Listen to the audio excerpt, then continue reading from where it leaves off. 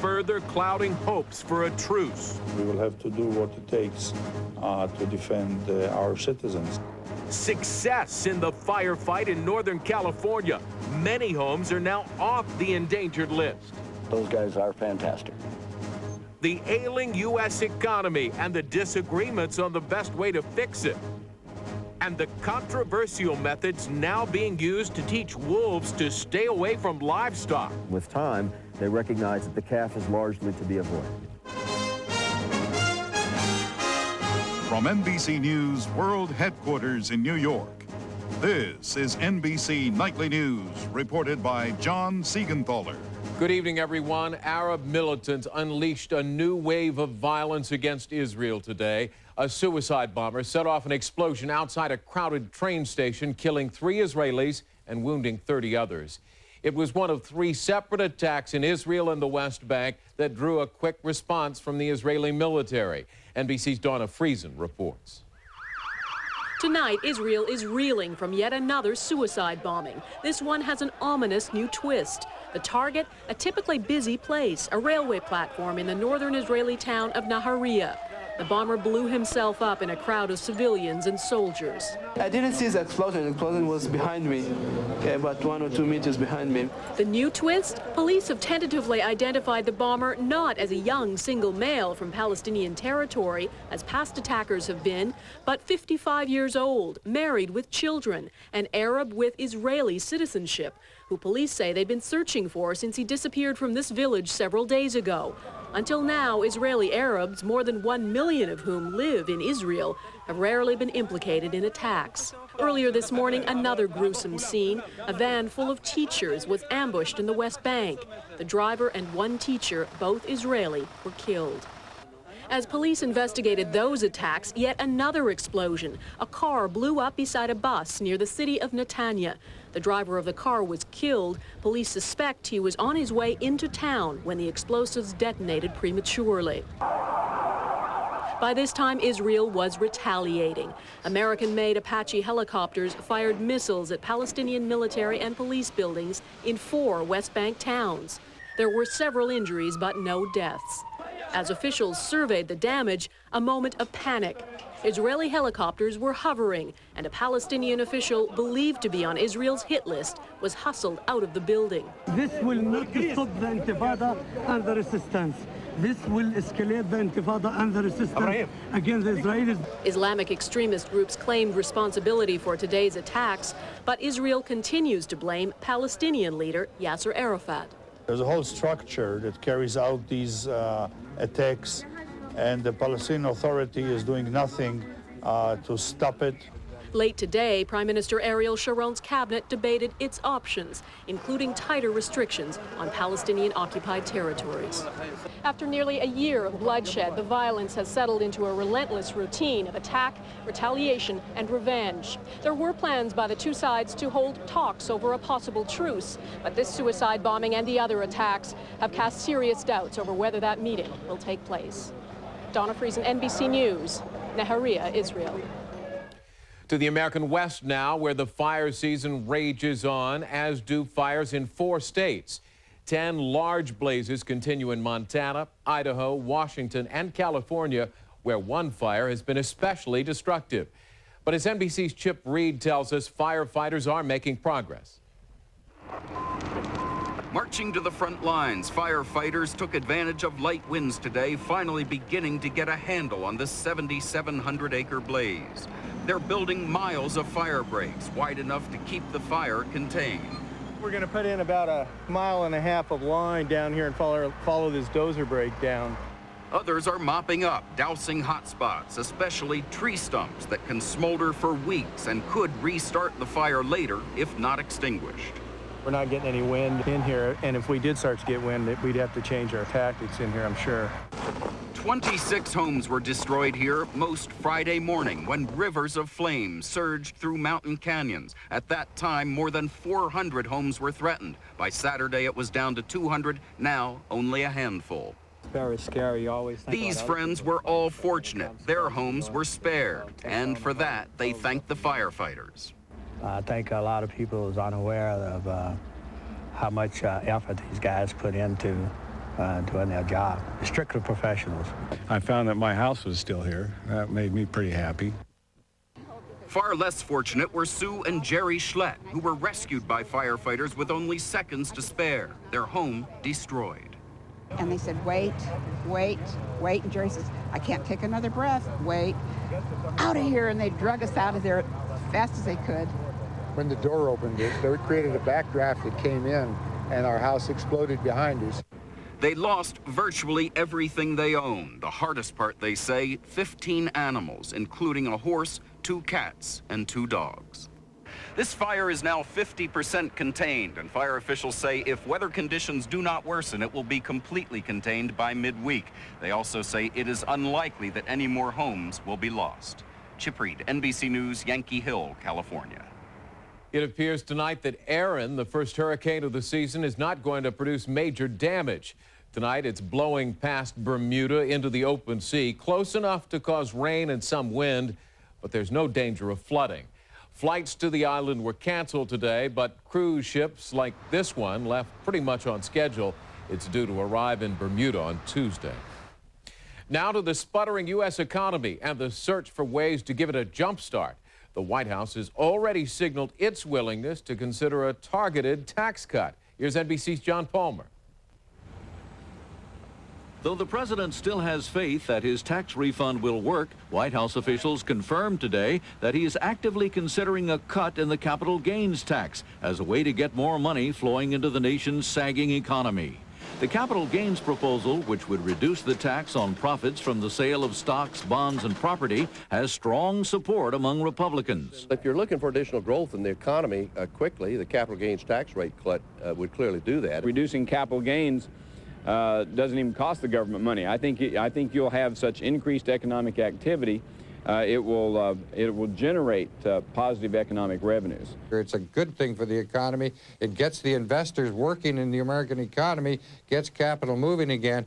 But some Democrats have reservations. This is a tax cut largely for the very wealthiest. 70% or more of the benefit goes to the top few percent. Heightened interest in moving quickly to stimulate the economy was prompted by the latest unemployment figures, showing nearly 7 million Americans out of work last month. That's 500,000 more than in July, pushing the unemployment rate to 4.9%. Adding to the economic concerns of falling stock prices, fueled by lower corporate earnings and a dip in consumer confidence. This coming week, the president had planned to focus exclusively on his education initiatives. But now, according to Mr. Bush's aides, he will add a message of reassurance about the economy nearly every day. John Palmer, NBC News at the White House. When NBC Nightly News continues in a moment, another multiple murder in Sacramento. Finding genetic fingerprints for a flu virus. And later in Focus, behind the Supreme Court's decision on Bush versus Gore. You'd try anything to get some relief from your nasal allergy symptoms. But before you change your life, make an easier change. Multi-symptom Flonase relieves all these nasal allergy symptoms: sneezing, itchy, runny nose, and congestion. Flonase once a day relieves them all day and night. For best results, use daily. Side effects are generally mild and may include headache, nosebleed, or sore throat. Ask your doctor about multi-symptom Flonase. When you get it all it takes is Flonase. Super Polygrip keeps my dentures in very, very tight. I use Super Polygrip every morning, and it lasts from morning until evening. With Super Polygrip, I can eat every kernel of corn. Also try Polygrip free. It's been 1 week since you looked at me, 'cause you heard of the sign as I'm angry. 5 days since you laughed at me, saying, never come back and see me. Yesterday, you've forgiven me, but it'll still be today till I say I'm sorry. It's the finest of the flavors. And to see the showcase and you know the girl goes at my door and the banger is you'll have to sign a waiver. I have a tendency to wear my mind on my sleeve. I had this It's been 1 week since you looked at me, dropped your eyes to the sides and said I'm sorry. The stock market. A year ago, it was how high is high. Now everyone's asking where's the bottom. Janice has gotten through tough times the same way we've gotten ahead, picking stocks one at a time, looking for opportunities for over 30 years. Janice is looking right now to be in the right place when a downturn turns into a better day. get there. Janus Mutual Funds.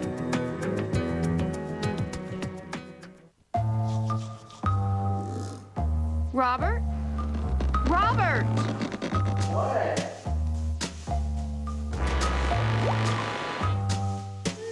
If a clog does this to you, do this to a clog. Drano-Max is thicker than professional strength liquid plumber, so it sticks to remove clogs better.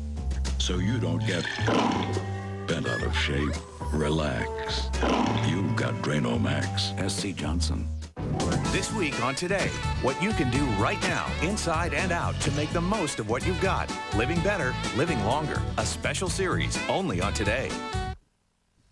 For the second time in less than a month, police in Sacramento, California have mounted a manhunt for a multiple killer. A man described as a disgruntled former security guard murdered 4 people last night, 3 of them his ex-co-workers. Police say he is heavily armed and is threatened to begin a bloodbath. White supremacist literature was found in his apartment. You need your tripod? For 4 years, scientists have been studying a frightening and deadly outbreak of flu in Hong Kong. It started in chickens, but managed to jump to people, a rare occurrence. Now scientists have made strides in sorting out the mystery. From Hong Kong, here's NBC's Ned Colt. The research has taken years in the lab. Scientists studying Hong Kong's deadly outbreak of a new strain of flu in 1997. Unusually virulent, it killed poultry in what looked like minutes. The Hong Kong government preemptively slaughtered millions of birds, dumping them in landfills, sanitizing markets. A successful effort to keep the flu from becoming a global epidemic. Even so, that flu did something unexpected and frightening. It infected 18 people, 6 of whom died. A fast and efficient killer. It's very difficult, fortunately, for a virus to make that jump. It would much prefer to stay in its natural surroundings in the chicken. But on rare occasions, it can do it. That's what researchers are trying to stop. And time is essential. Since 1997, Hong Kong has had 2 more massive bird culls because new strains of the flu appeared. Scientists have made progress in finding the genetic change that makes a viral strain so deadly. Just a couple of genes may make the difference. And it also shows that 2 rather small changes in those 2 genes could lead to a conversion job, as it were, that a virus that's fairly innocuous can suddenly turn into a killer. Researchers say it's a step toward pinpointing potentially deadly strains of the virus that could soon provide an early warning about which flu strains may be the most dangerous. Ned Colt, NBC News, Hong Kong. Now a compelling story of survival. The journey orphaned children took from the killing fields in their African homeland to new homes in the United States. Their transition is the subject of a Dateline special tonight, reported by Tom Brokaw. They're known as the Lost Boys, thousands of young men who survived an incredible odyssey, fleeing a brutal civil war in their African homeland, Sudan, covering miles on foot. And now, they're coming to America. Hello, hello. Welcome to Seattle. Have you ever seen anything quite like the boys from Sudan? Absolutely not. It might as well be a distant planet. Simple things like chicken broth are a mystery. What do you think is in that? Do I know? Just normal water. What do you think of? There is no soup? No soup, it's a water only. They were full of questions, including some tough ones for me. Why many people are homeless? And I was told this country is a land of opportunity. Well, it's very hard. In some cases, there are people who don't have skills. There are people who have a mental illness, or they may have a problem with alcohol. Some people have just had bad fortune. There are many reasons for having homeless people, not just one reason. But if you really try hard here, almost anyone can get a job. I do understand. Do government assist them? Yes. In Seattle and in big cities, they have homeless shelters. They're not very pleasant places to go. They're kind of camps. You're fortunate because there are many people who care about you and are worrying about your welfare. The war that forced them from their homes is one most Americans know little about. Since we came, there are some people keep on asking us, where are you from and what was the problem? Why don't more Americans know about what's going on in Sudan? Yes. And that question, why don't Americans know more about the war in Sudan, is one that many politicians are asking as well. But the chairman of the Senate Foreign Relations Committee, Joe Biden, a Democrat from Delaware, says Sudan's war is especially difficult to resolve. Why has that really not been on the radar screen very much? I think people tend not to put things on the radar screen that you can't do much about. But candidly speaking, isn't it also hard to arouse public support for almost any kind of civil strife going on in Africa when it involves people who happen to be black? Well, I think that's probably true. You're talking about an area of the world that's beyond our reach in a sense, unless we were willing to say we're going to put 50, 75, 100,000 forces on the ground in there. And I don't think Americans are willing to do that anywhere. Just 3 days ago, the Bush administration appointed a special envoy to Sudan, former Senator John Danforth. But for now, the war goes on. And for the lost boys, so does the struggle to find their place in their new country. The full story of what the young refugees have already overcome and the challenges ahead on Dateline tonight at 7 Eastern Time. And when we continue, a behind-the-scenes account of the U.S. Supreme Court.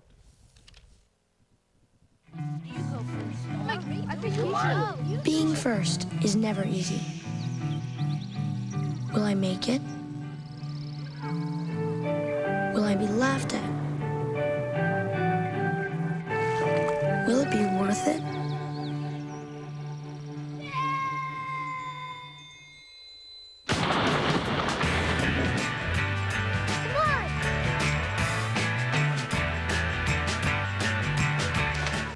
The long jump, the dash. Life is like a sport, and your feet take the impact hard. But new Stride Guard insoles absorb 50% more heel impact than these Dr. Scholl's. Take more impact in stride. New Stride Guard insoles.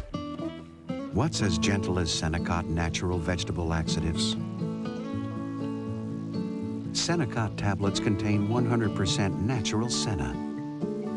The original senna laxative shown to be effective in 50 clinical studies. Yet Senecot gives you overnight relief from occasional constipation gently. Senecot works gently, works overnight. Our guarantee is our promise. If you're not happy with your glasses, you can bring them back. No questions. That's what LensCrafters' 30-day money-back guarantee is all about.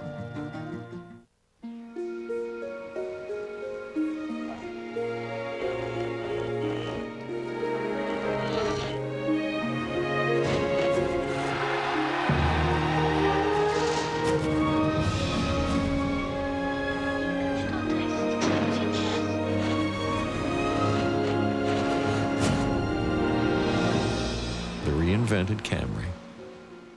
Trust us, you're going to want one.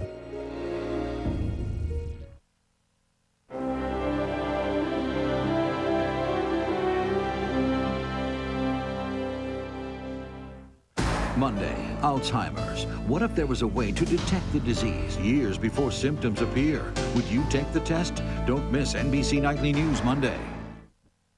You don't have to spend a fortune on great-looking eyewear. Right now at LensCrafters, you can choose either a complete pair of prescription glasses or sunglasses for only $99. The $99 eyewear event. Hurry, offer ends soon. Our guarantee is our promise.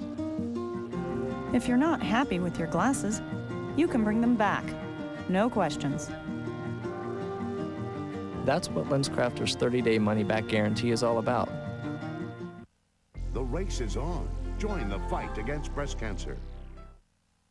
In focus this evening, the Supreme Court decision that made George W. Bush the 43rd president. On its website tonight and in newsstand editions tomorrow, Newsweek magazine is reporting new details on how the justices felt. Here's NBC's Joe Johns. It was a historic moment, the end of the presidential election more than 5 weeks after Election Day.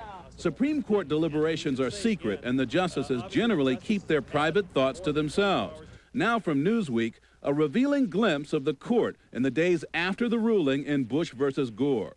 The broad contours of the court's 5-4 decision are well known. The majority, Justices Rehnquist, Scalia, O'Connor, Thomas, and Kennedy, voted to end the fight over a recount in Florida. The minority, Justices Breyer, Ginsburg, Souter, and Stevens, wanted to let the process continue, even if the outcome resulted in the final decision being left in the hands of the House of Representatives. According to published excerpts from a book by a Newsweek senior editor, Justice David Souter expressed his frustration about a month after the ruling, reportedly telling a group of prep school students if only he'd had one more day, he believed he would have prevailed. According to Newsweek, Justice Stephen Breyer later expressed outright anger as he and his colleagues were meeting with a group of Russian judges, calling the decision, quote, the most outrageous, indefensible thing the court had ever done. While 5-4 decisions are fairly common, such candid comments in print are rare for the Supreme Court. When there's a report that says this is what really happened, here's what the people really thought, that's news. It's news because this institution is not one that is widely reported on and is relatively closed to that kind of reporting. Meanwhile, the legacy of the case continues. In August, a commission chaired by former Presidents Jimmy Carter and Gerald Ford recommended a lengthy list of election reforms to avoid a repeat of the deadlock in Florida. Reforms including holding federal elections on a national holiday, uniform standards for voting equipment, practices, and registration. But many Republicans suggest the issue of election reform has gotten too much attention to the detriment of the Supreme Court. I think this is being way overblown by the left to try and malign the current justices on the Supreme Court who have done a terrific job. President Bush has given his qualified support to the Reform Commission's report and said the system of elections needs to be improved, but getting agreement on specific changes may be hard to accomplish. Joe Johns, NBC News at the Supreme Court. More on the Supreme Court decision and the fallout from it tomorrow on Today. As their father predicted, Williams won the U.S. Open tennis title last night. Big sister Venus defeated Serena in the first Grand Slam title match where sisters faced each other in 117 years.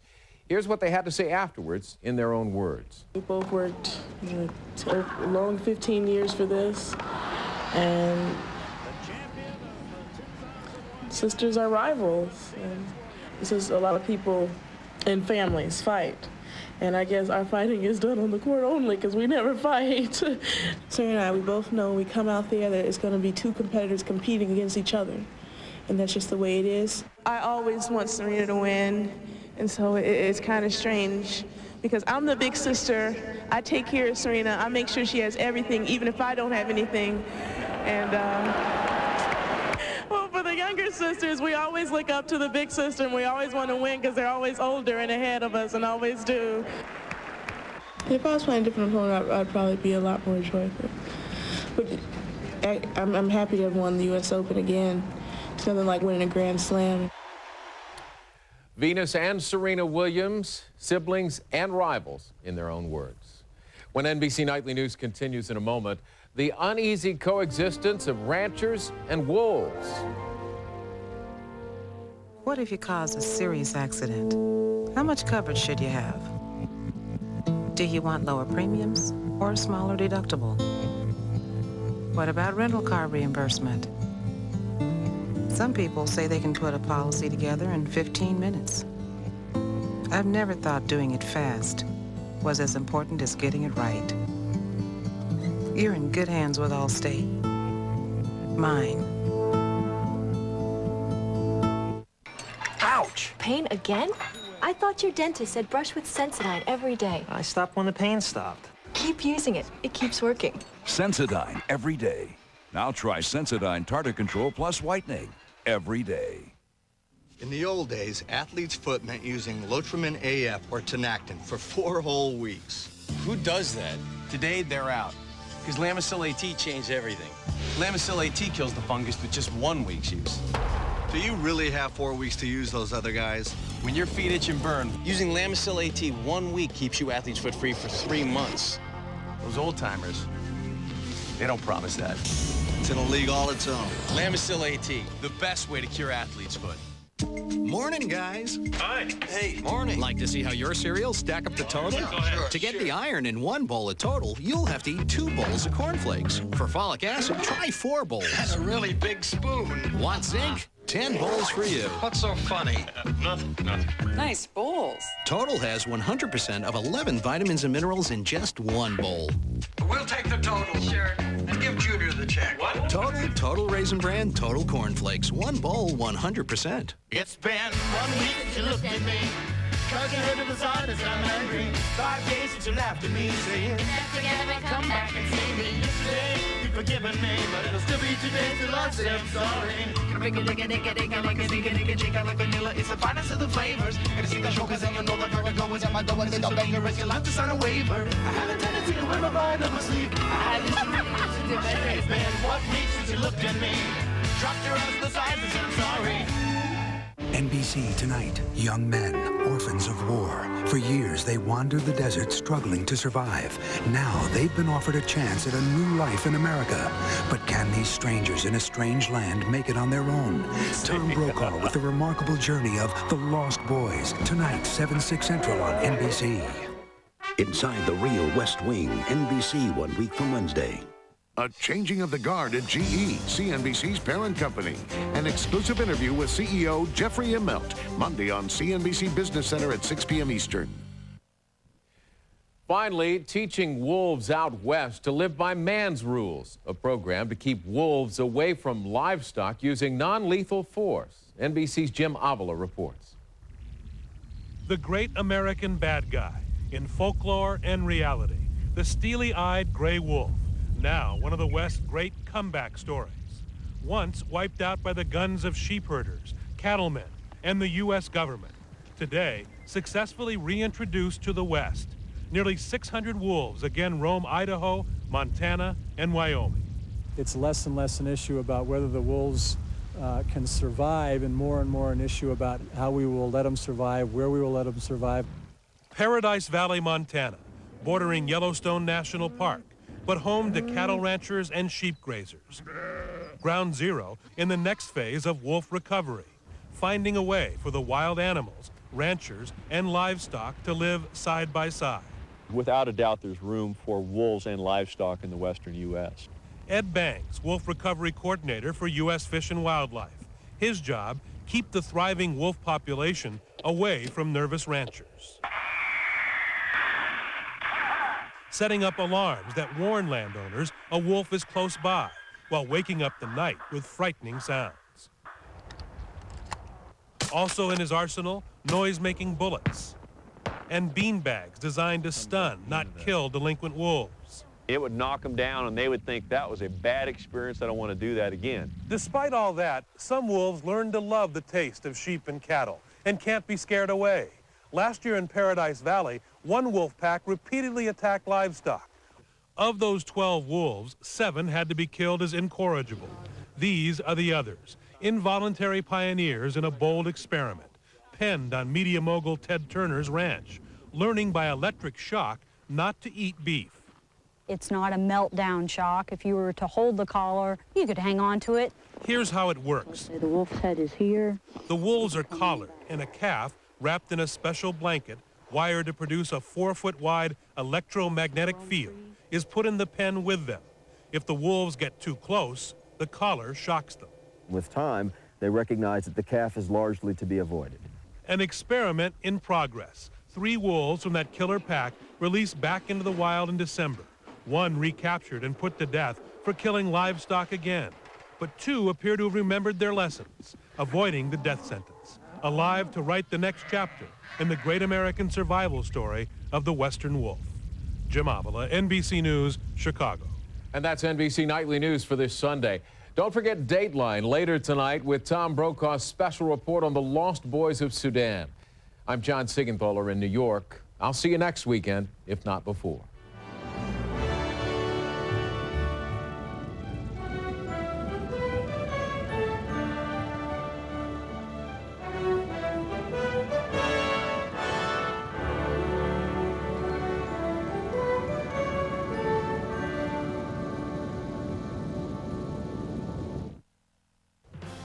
People near Turner, Oregon woke to the sounds of firefighters battling a blaze, threatening their homes. Now on News Channel 8 at 6:30. There was a point where I was concerned that we might not get it. Proof that the dangers of the fire season are far from over. Also, volunteers pick up the hammers today to help the homeless campers at the new Dignity Village. Plus, do you know everything you need to know at the first sign of lights and sirens? Some tips tonight to help emergency crews. And we take you back to the medieval days. Well, not exactly. News Channel 8 at 6:30 starts now. From KGW, where the news comes first. This is Northwest News Channel 8 at 6:30. An abrupt wake-up call south of Salem overnight. A brush fire forces people out of their homes. Good evening, I'm Carl Click. Nancy Francis has the night off. A fast-burning brush fire overnight is proof that our fire season is not over yet. The fire just south of Turner, Oregon forced people from their homes late last night. Today, crews scoured the ground near Parish Gap Road looking for hot spots and dousing the charred terrain. More than 100 Marion County firefighters responded. Despite windy weather and steep hills, the crews were able to knock down that fire, but not before evacuating 3 families from their homes.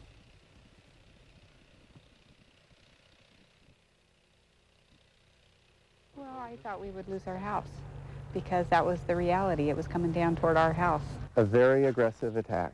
Yeah, we were just very, very fortunate. We had the right people in the right places at the right time. The fire burned up to 100 acres. Officials believe it started with an illegal burn on private property.